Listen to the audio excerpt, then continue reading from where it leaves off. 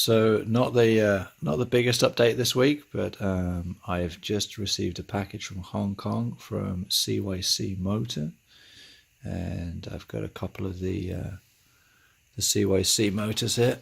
This one has their controller with it, and this one here I asked for no controller, and I'm going to pair this one with the BAC800. So yeah, this is what they send over if you order a kit from CYC. This is the what they call the X1 Pro. Came in the box here with a whole bunch of wires and speed sensors and chain bits. I've got all three of their chainring options, so we're going to see what that does with the various speeds that you get.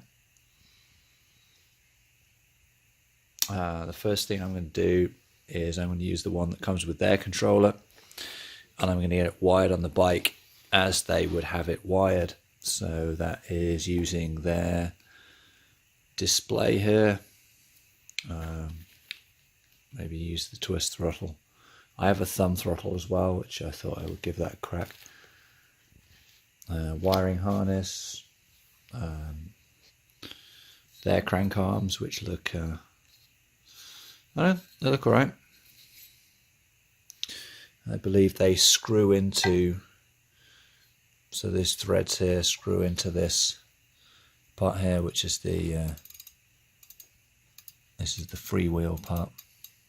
So when the motor's running, it's not spinning the pedals as well.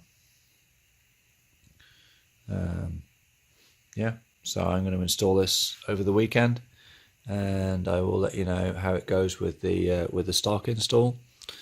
And then from there, I'm going to use this motor and pair it with the ASI BAC800 and see if I can learn how that process works too.